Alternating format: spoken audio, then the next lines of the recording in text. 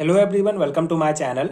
आज हम इस वीडियो में xenon trioxide XeO3 and xenon oxy tetrafluoride दो इंपॉर्टेंट मॉलिक्यूल्स के स्ट्रक्चर के बारे में डिस्कस करेंगे जो आपके बीएससी फर्स्ट सेमेस्टर के सिलेबस में दिया गया है। बहुत इंपॉर्टेंट टॉपिक है, बीएससी सेमेस्टर एग्जाम्स के लिए बहुत इंपॉर्टेंट है, आपके लॉन्ग टाइप क्वेश्चन में पूछे जा सकते हैं। इस पर्टिकुलर वीडियो में इसका बेसिक कॉन्सेप्ट समझेंगे, इसका जो इंपॉर्टेंट कॉन्सेप्ट है, इनके जो स्ट्रक्चर्स है उसको देखेंगे एंड प्रॉपर नोट्स आपको प्रोवाइड करूंगा जो डेफिनेटली आपके एग्जाम प्रिपरेशन के लिए हेल्पफुल होगा। स्टार्ट करते हैं। Structure of xenon trioxide XeO3। In this the excited state of xenon has 6 unpaired electrons and the ground state and excited state of xenon are. तो यहाँ पे जो है जीनॉन का आपको पता है 54 होता है इसका एटॉमिक नंबर। इसका अगर इलेक्ट्रॉनिक कन्फिगरेशंस की बात करें तो इसके आउटर सेल में आता है 5s2 एंड 5p6। ठीक है, ये एक्साइटेड स्टेट का इसके जो वैलेंस सेल का जो है ये इलेक्ट्रॉनिक कन्फिगरेशन है। ठीक है, लास्ट स्टेट का। तो इसको हम ग्राउंड स्टेट में कैसे इसका शो करेंगे, 5s में 2 इलेक्ट्रॉन्स हैं, 5p में 2 4 6 इलेक्ट्रॉन्स हैं एंड 5d में कुछ नहीं है। ठीक है अभी, लेकिन एक्साइटेड स्टेट में जो है क्या होगा, एक्साइटेड स्टेट में आप देख सकते हैं जो 5p के 3 इलेक्ट्रॉन्स हैं वो एक्साइटेड होके जो है 5p के सबसेल्स के जो इलेक्ट्रॉन्स हैं वो एक्साइटेड होके 5d ऑर्बिटल्स में इस प्रकार से आ गए हैं। ठीक है, ये हो गया हमारा sp3d3 हाइब्रिडाइजेशन। ठीक है, लेकिन यहाँ पे क्या है, जिनॉन का सिर्फ जो है sp3 हाइब्रिडाइजेशन के हिसाब से स्ट्रक्चर हम देखेंगे। आगे हम कॉन्सेप्ट समझते हैं कि थ्योरी में क्या कहा गया है। यहाँ पे आपको ऐसे शो करना है, ग्राउंड स्टेट में इसका जो इलेक्ट्रॉनिक कन्फिगरेशन है, उसके बाद एक्साइटेड स्टेट में 3 इलेक्ट्रॉन्स जो है 5d ऑर्बिटल में चले जाएंगे। Out of the 4 hybrid orbitals form by sp3 हाइब्रिडाइजेशंस, a lone pair will occupy 1 orbital and the remaining 3 unpaired electron will form 1 sigma bond and with 3 oxygen atoms।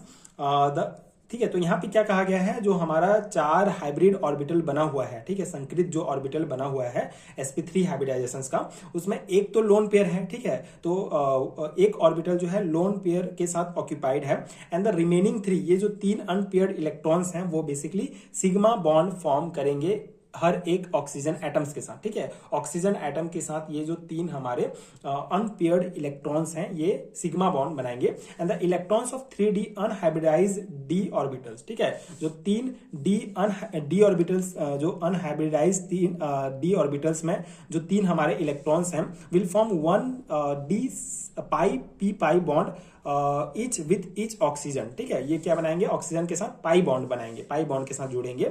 Hence each oxygen will be connected by 1 sigma and 1 pi bond. Due to sp3 hybridizations, its shape should be tetrahedral, but one orbital has a lone pair and the remaining 3 unpaired electron form 1 sigma and 1 pi bond each with 3 oxygen atom. Thus the shape of xenon trioxide is trigonal pyramidal. ठीक है, तो यहाँ पे क्या concept है, ये हमारे जो 3 अनपेयर्ड इलेक्ट्रॉन्स हैं ये सिग्मा बॉन्ड बनाएंगे ऑक्सीजन के साथ, और ये 3 जो अनहाइब्रिडाइज्ड 5d ऑर्बिटल्स में जो 3 अनपेयर्ड इलेक्ट्रॉन है ये पाई बॉन्ड बनाएंगे ऑक्सीजन के साथ, और इस प्रकार से हमारा जो है यहाँ पे स्ट्रक्चर बनेगा ट्राइगोनल पिरामिडल। ठीक है, बेसिकली इसमें क्या है, हमारा sp3 हाइब्रिडाइजेशन हो रहा है तो हमारा स्ट्रक्चर होना चाहिए था टेट्राहेड्रल, लेकिन इसमें क्या है, हमारे ये जो है ऑक्सीजन के साथ सिग्मा और पाई बॉन्ड ये सब भी बना रहे हैं तो हमारा स्ट्रक्चर हो जाएगा ट्राइगोनल पिरामिडल। ठीक है, जीनॉन ट्राईऑक्साइड का यहाँ पे आप देख सकते हैं जीनॉन के साथ ये हमारा एक लोन पेयर इलेक्ट्रॉन यहाँ पे हम रख देंगे, उसके बाद एक सिग्मा बॉन्ड और एक पाई बॉन्ड के साथ ये जीनॉन जो है ऑक्सीजन से इस प्रकार से जुड़ा रहेगा। ठीक है,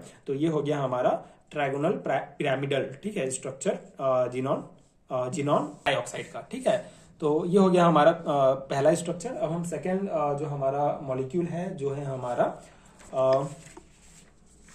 जीनॉन ऑक्सी टेट्राफ्लोराइड। ठीक है, XeOF4 xenon tetra oxy fluoride. तो इसका स्ट्रक्चर कैसे होगा, इन xenon oxy tetrafluoride XeOF4 xenon is sp3d2 hybridize. ठीक है, यहाँ पे जीनॉन का हाइब्रिडाइजेशन बताया गया है, sp3d2 होगा। 3 electrons of 5p sub shells get excited and go to 5d। ठीक है, 5p के जो 3 इलेक्ट्रॉन्स हैं, ठीक है, सब सेल्स में जो है वो एक्साइटेड होकर किस में चले जाएंगे, 5d में चले जाएंगे। But one electron of 5d is not shared in hybridizations. Here is hybridizations one orbital is completely filled and 5 are half filled, ठीक है, one is completely filled and 5 are half filled. Out of those 4 incomplete orbital form overlapping bond with 4f and the remaining one D2 and non-hybrid D3 form 1 sigma and 1 pi bond with oxygen due to the lone pair electron its shape square pyramidal, ठीक है। तो theory point पहला यहाँ पे लिख दिया गया है। इसका हम कॉन्सेप्ट समझते हैं। स्क्वायर पिरामिडल इसका जो है हमारा स्ट्रक्चर होगा, ये आपको ध्यान रखना है, ठीक है। इसमें एक lone pair of electron present है, इसके कारण इसका जो शेप होगा वो स्क्वायर पिरामिडल होगा। अब जिनॉन एटम का ये ग्राउंड स्टेट है। ग्राउंड स्टेट में आप देख सकते हैं एक्साइटेड स्टेट में क्या कहा गया है, 3 जो पी सबसेल्स के जो हमारे इलेक्ट्रॉन्स होंगे वो डी ऑर्बिटल्स में इस प्रकार से चले जाएंगे, डी ऑर्बिटल के सबसेल्स में इस प्रकार से एक्साइटेड होकर चले जाएंगे। उसके बाद जो हमारा XeO मॉलिक्यूल कैसे बनेगा, दो तो लोन पेयर इलेक्ट्रॉन दो जो है ये लोन पेयर इलेक्ट्रॉन दो जो है यहाँ पे प्रेजेंट रहेंगे।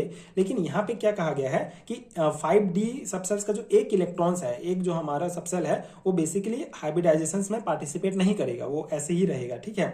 और बाकी जो होंगे यहाँ पे आप देख सकते हैं बाकी जो 5 होंगे ये sp3d2 हाइब्रिडाइजेशन बनाएंगे, ठीक है। और यहाँ पे कॉन्सेप्ट क्या है, फ्लोरीन, ठीक है, यहाँ पे F4 दिया गया है, ठीक है। तो 4 फ्लोरीन एटम्स जो है आके इस प्रकार से यहाँ पे जुड़ेंगे, 4 फ्लोरीन एटम के साथ ये बॉन्ड बना लेंगे, ठीक है। अब यहाँ पे क्या बच गया हमारा, ये एक अकेला बच गया और ये एक अकेला बच गया, ठीक है। एक तो अनहाइब्रिडाइज डी सबसेल्स एक अकेला बचा हुआ है और एक हाइब्रिडाइज डी सबसेल्स जो है एक अकेला इलेक्ट्रॉन यहाँ पे बचा हुआ है।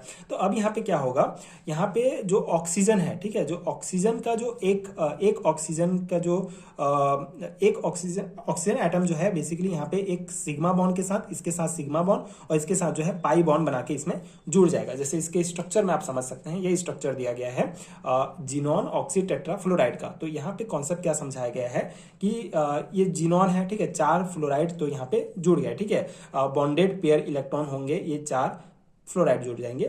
लोन पेयर यहाँ पे आ गया, ठीक है, एक लोन पेयर इलेक्ट्रॉन यहाँ पे रिप्रेजेंट कर दिए। अब जो हमारा 2 इलेक्ट्रॉन बचा हुआ है ये बेसिकली एक पाई बॉन्ड और एक सिग्मा बॉन्ड ऑक्सीजन के साथ बना के ये पाई बॉन्ड एक सिग्मा बॉन्ड बनेगा ऑक्सीजन के साथ और ये इस प्रकार से यहाँ पे जुड़ जाएंगे, ठीक है। इसका स्ट्रक्चर टी शेप स्ट्रक्चर भी होता है, इस प्रकार भी आप इसको रिप्रेजेंट कर सकते हैं।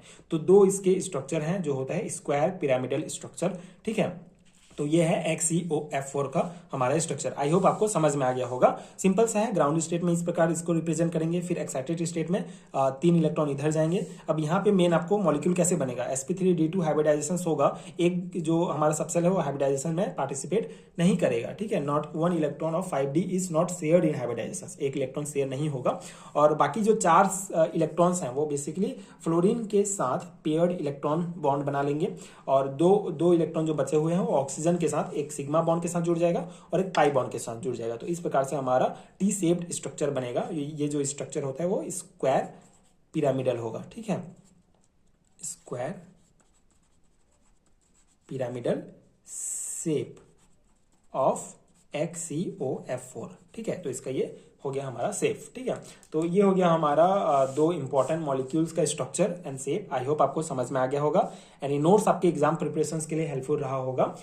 ये पर्टिकुलर जो टॉपिक है आपके बीएससी फर्स्ट सेमेस्टर की केमिकल बॉन्डिंग पार्ट 1 यूनिट में दिया गया है। यहाँ पे आप देख सकते हैं ये टॉपिक्स हमने आज कवर किया, XeO3 एंड XeO4।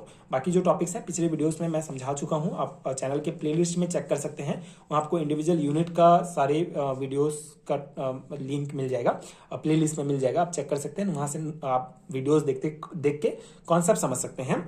अगर आपको न्यू सिलेबस के अकॉर्डिंग बीएससी फर्स्ट सेमेस्टर के लिए हैंड रिटन नोट चाहिए तो नीचे डिस्क्रिप्शन बॉक्स में आपको लिंक मिल जाएगा, आप यूनिट वाइज नोट्स डाउनलोड कर सकते हैं। कंप्लीट सिलेबस का अगर आपको नोट चाहिए तो उसका भी नोट्स आपको मिल जाएगा।